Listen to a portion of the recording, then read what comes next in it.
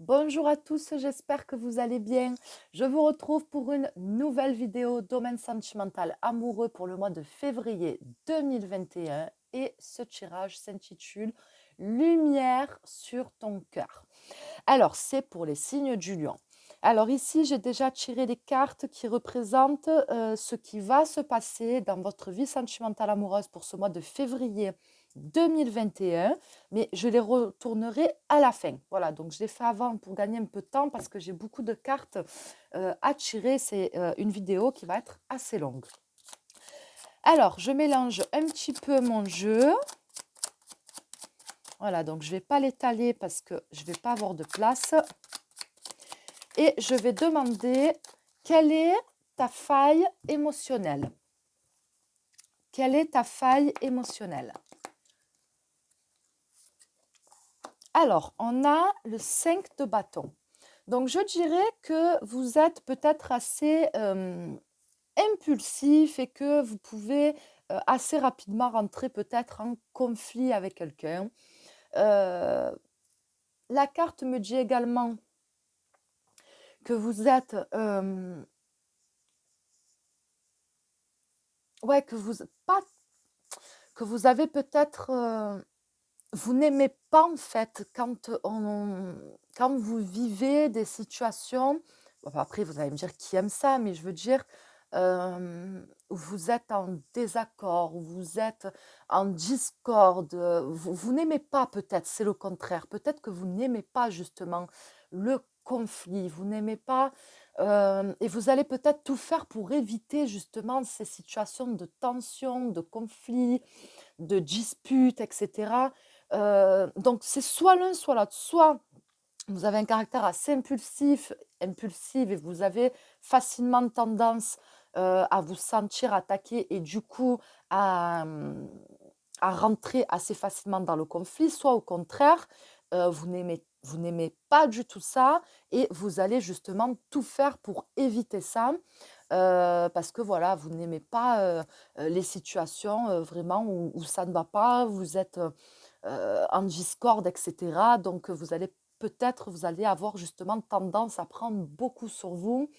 Et, mais bon, hein, comme on dit, le verre, il ne se remplit pas éternellement. Au bout d'un moment, ça finit par déborder, comme on dit, la goutte d'eau qui fait déborder le vase. Donc attention à ça. Mais je dirais voilà, qu'avec en position de faille émotionnelle, voilà, pour moi, c'est soit on a tendance à trop, justement, rentrer peut-être dans le conflit, ou au contraire, on fait tout pour justement ne pas vivre ces situations-là. Ça peut aussi dire que je pense que vous avez peut-être, alors ce qui me vient, c'est peut-être quelque chose, soit que vous avez vécu par le passé, soit que vous avez vécu à travers vos parents, je ne sais pas, mais peut-être le fait d'avoir une vie, enfin une relation sentimentale amoureuse ou une vie de famille où justement ça ne va pas. Ça ne va pas, ce n'est pas stable, ce n'est pas, il y a peut-être beaucoup de conflits, c'est trop bancal, ça ne va pas, voilà, tout simplement.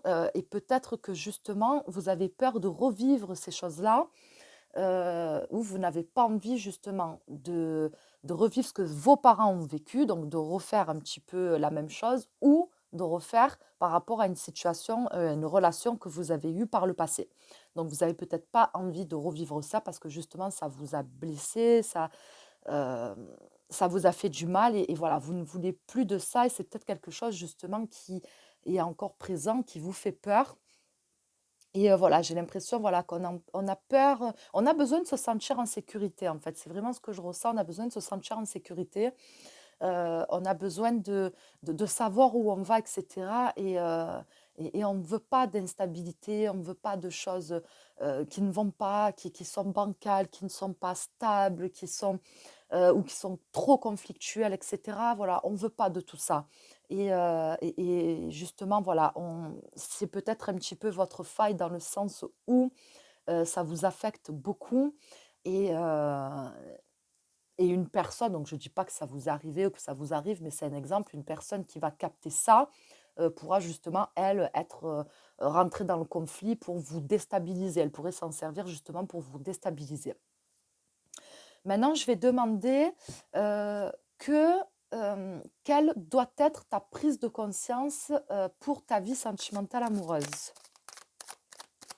Quelle doit être ta prise de conscience pour ta vie sentimentale amoureuse?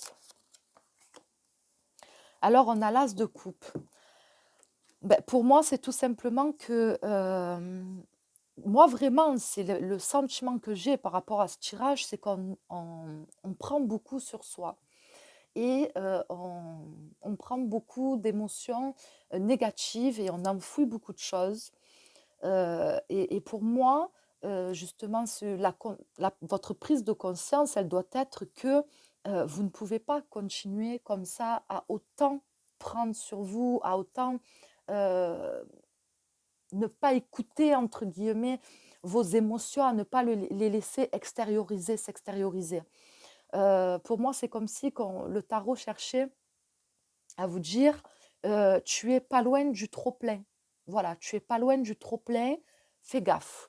Voilà, fais gaffe parce que il va y arriver un moment où ça va déborder et où ça va engendrer peut-être des choses négatives pour toi-même, pour ta vie sentimentale, amoureuse, etc. Donc, laisse extérioriser ce qui doit être extériorisé. Voilà, certaines tristesses, peut-être certaines larmes qui ont besoin de sortir. Voilà, il faut s'écouter, se laisser aller à ces émotions. Il faut les laisser s'exprimer, il faut les extérioriser surtout. Ça ne sert à rien de les garder, de les enfouir, de les enfouir. Dans tous les cas, comme je dis souvent, elles finiront par sortir. Donc pour moi, c'est peut-être un petit peu la prise de conscience que vous devez avoir par rapport à votre vie sentimentale amoureuse. Ensuite, je vais et c'est le fait aussi de guérir justement par rapport à certaines peurs, peut-être certaines blessures, certaines failles, de prendre le temps aussi de les regarder et d'arriver à en «guérir» entre guillemets, hein. Maintenant, je vais demander qu'est-ce qui te rend, heureux, heureuse dans ta vie, en amour en fait, tout simplement. Qu'est-ce qui te rend heureux ou heureuse en amour? Qu'est-ce qui te rend heureux, heureuse en amour?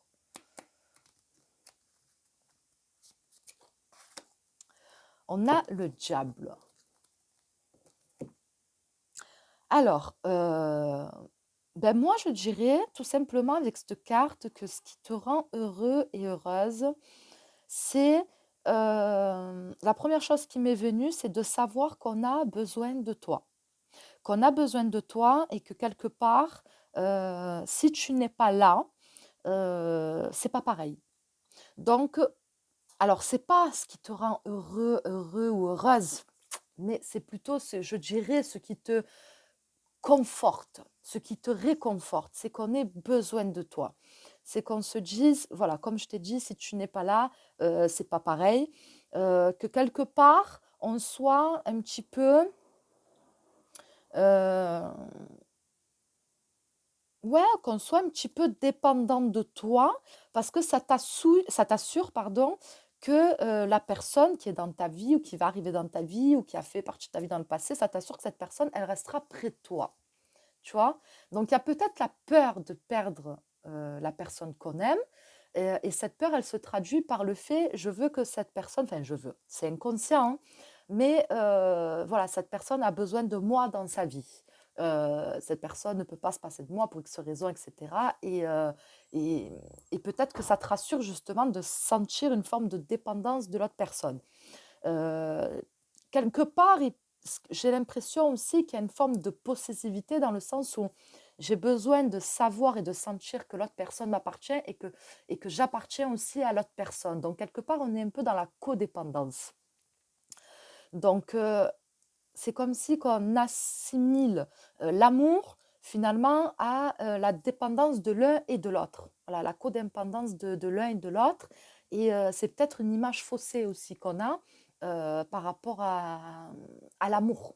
Parce que aimer, c'est se sentir libre et que la personne qu'on aime soit libre aussi de notre amour. Il ne faut pas qu'elle se sente étouffée, etc. Et pareil pour nous, pareil pour vous. Donc, du coup, j'ai l'impression que on a besoin de sentir qu'il n'y a rien qui pourra, entre guillemets, se mettre entre vous, vous séparer, etc. et on a besoin vraiment de sentir que je lui appartiens et qu'elle ou il m'appartient. Et c'est peut-être à ce moment-là qu'on se sent dans une forme de sécurité en amour, mais c'est bien sûr faussé. Et dans tous les cas, ce genre de situation et de lien, ça devient quelque chose de négatif et de toxique et finalement, ça amène beaucoup de conflits au final, dans les relations. Donc, il y a autre chose aussi qui m'est venu par rapport au diable. Hem C'est aussi, parce que le diable, ça représente quand même la sexualité, donc c'est de plaire vraiment, de se sentir vraiment désiré, de sentir qu'on plaît vraiment à l'autre, qu'il y a vraiment une attirance, qu'il y a vraiment, quelque chose de très, passionnel, de très fort et cetera, où on se sent vraiment, où on se sent vraiment désiré, où on se sent vraiment on sent qu'il y a quelque chose, une forte alchimie, une forte attraction, heu, physique, charnel et cetera. Voilà, de se vraiment se sentir désiré dans les yeux de l'autre, c'est peut-être aussi ce qui vous rassure et c'est ce qui vous fait du bien. Maintenant, je vais demander, au contraire, du coup, qu'est-ce qui te fait souffrir en amour?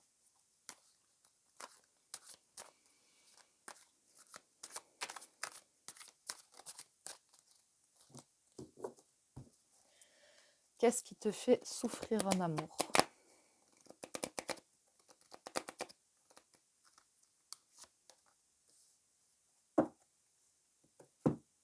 Alors, quand j'ai regardé la carte, la première chose qui m'est venue, c'est être un second choix. Être un second choix, donc être peut-être dans l'ombre d'une autre femme ou d'un autre homme, d'une autre personne en tout cas, d'une tierce personne. C'est la première chose qui m'est venue. C'est de ne pas être peut-être la personne officielle. Voilà, c'est ce qui me vient. De ne pas être la personne officielle. Donc soit vous avez vécu ça, soit c'est peut-être quelque chose que vous êtes en train de vivre aussi. La deuxième chose qui me vient avec la reine de bâton, c'est ce qui fait souffrir en amour, c'est justement de ne pas être considéré à sa juste valeur, d'être pris pour quelqu'un qu'on n'est pas, ou d'être considéré comme quelqu'un qu'on n'est pas. En fait, ce que je ressens, c'est vraiment, on est mal compris. On interprète mal des paroles, des actions, des comportements, etc. Et on me juge mal. Voilà, je suis mal jugée. C'est ce que je ressens. Je suis mal jugée et c'est ce qui fait mal.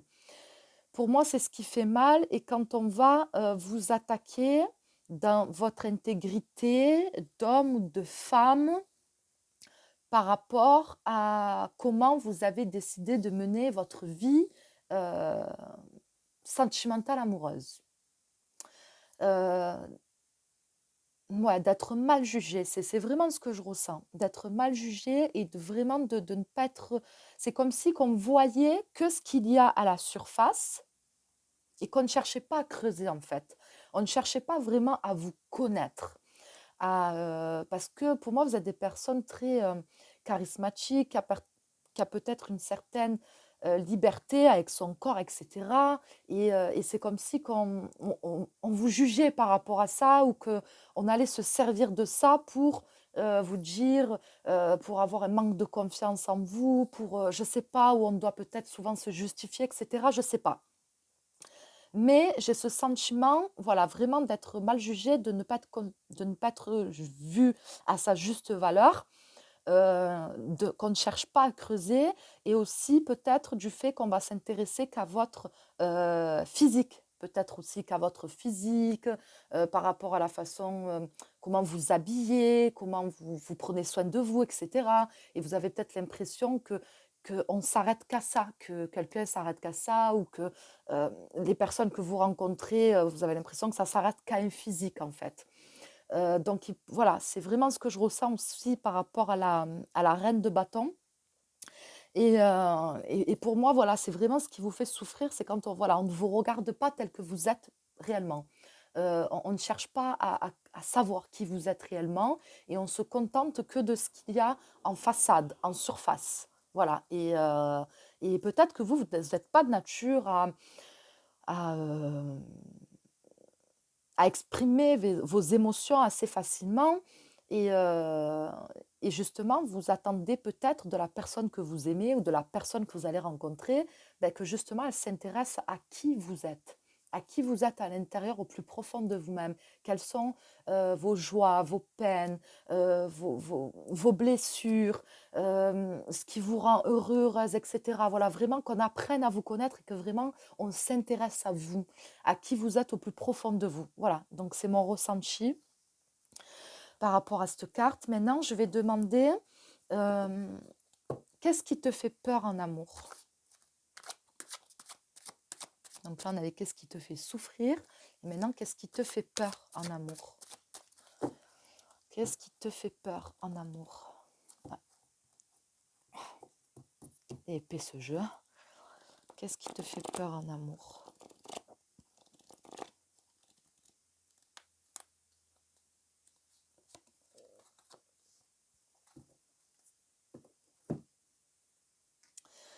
Alors, le hiérophante.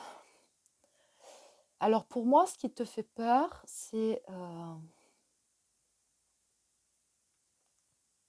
ça peut être l'engagement. Ça peut être l'engagement avec le hiérophante.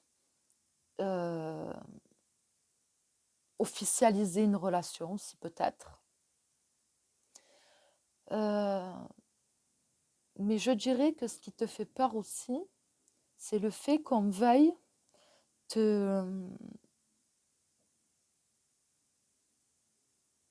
En fait, te retrouver face à quelqu'un qui va te dire, moi je sais tout, j'ai la vérité.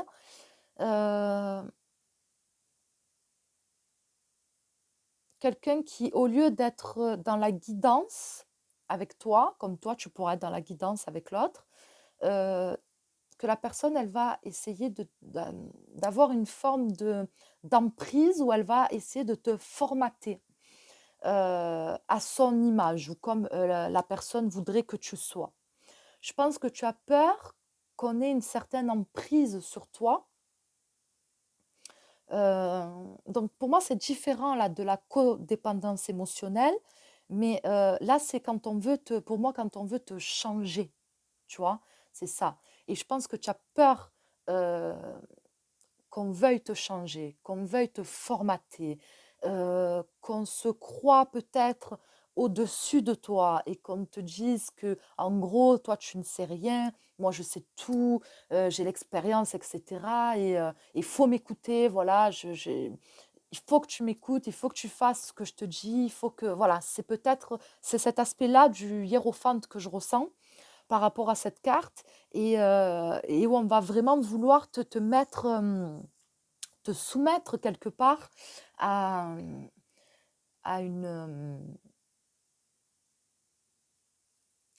à la vision que l'autre a de l'amour, de la personne qui partage sa vie, etc.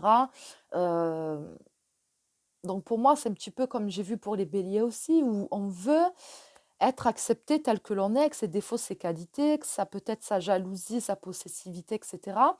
Peut-être que si justement tu es comme ça, c'est parce qu'on n'a pas su te mettre assez en confiance et peut-être parce que il y a des comportements qui te font trop douter de l'autre et trop douter de toi aussi. Donc tu as peut-être tout simplement besoin d'être rassuré. Et voilà, donc c'est toujours bien aussi de comprendre pourquoi est-ce que je réagis de telle ou telle façon. De comprendre vraiment la racine, entre guillemets, du problème. Et là, pour moi, voilà, c'est vraiment ce qui te fait peur, c'est qu'on essaie de te changer, qu'on veuille avoir une forme d'emprise sur toi, qu'on veuille euh, voilà, que tu te retrouves à quelqu'un qui ne t'écoute pas, qui va beaucoup plus, enfin, qui va parler, qui va vouloir un peu te superviser. Je ne sais pas trop comment, j'ai pas le mot là qui me vient, mais voilà, qui va vouloir te contrôler et te dire ce que tu dois faire ou ne pas faire, ce que tu dois dire ou ne pas dire, ce que tu dois mettre ou ne pas mettre. Voilà, il faudra que tu fasses comme cette personne veut. Donc, c'est peut-être quelque chose que tu es en train de vivre, c'est peut-être quelque chose que tu as vécu par le passé, et c'est quelque chose qui te fait peur parce que peut-être que par amour, tu pourrais, euh, comme j'ai dit en plus tout à l'heure, tu as peut-être peur aussi du conflit, tu veux éviter les conflits, etc. Donc, pour éviter les disputes et pour que ça marche, tu serais peut-être prêt ou prête justement à accepter ça.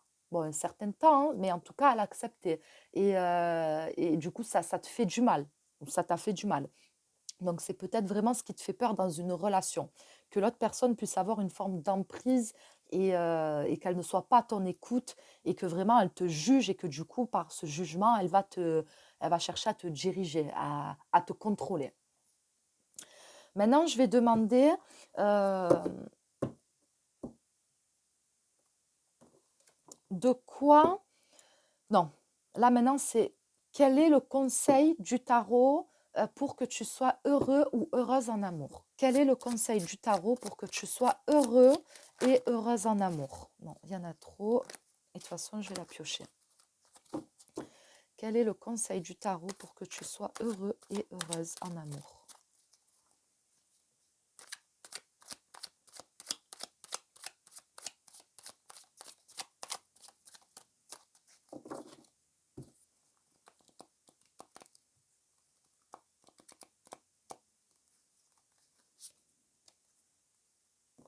La mort. La transformation. Donc, c'est soit de laisser passer au passé, de laisser un passé mourir derrière toi, de ne pas traîner ces souffrances justement que tu as vécues, de tourner une page, de jeter un livre,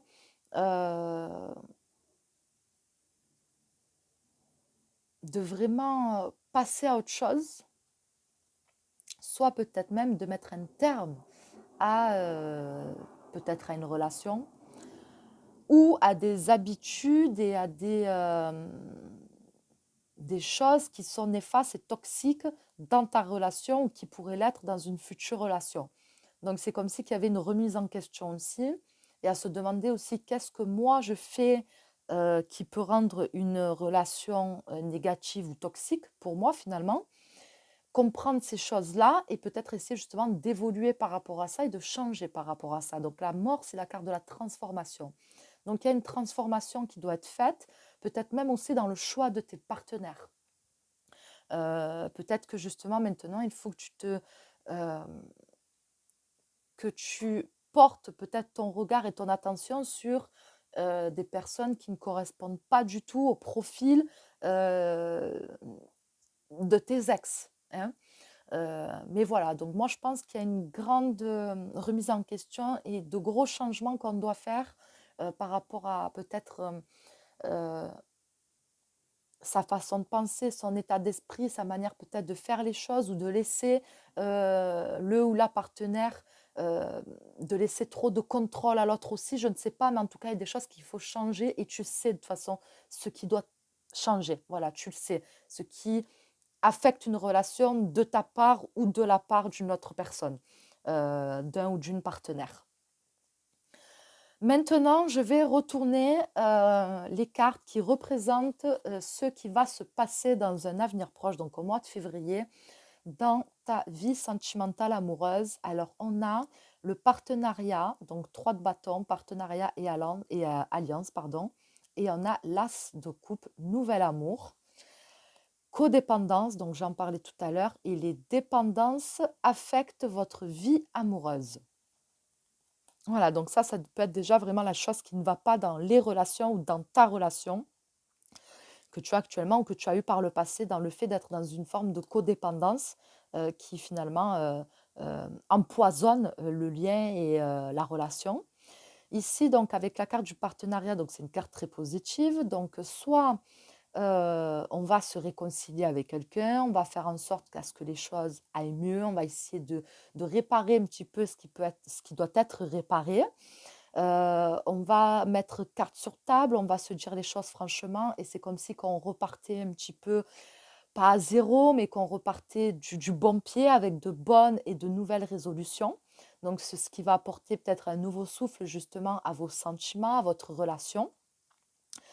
Ça peut être aussi le fait, de faire une nouvelle rencontre. Voilà, ça peut être aussi le fait de faire une nouvelle rencontre et peut-être que justement avec cette carte, on te demande de faire attention, de ne pas reproduire, des erreurs du passé, et de ne pas, laisser, l'autre personne, heu, t'entraîner dans un engrenage, de liens dépendants et toxiques et toi non plus de ne pas reproduire ça aussi de ton côté, de ne pas entraîner l'autre personne dans ce style de schéma-là.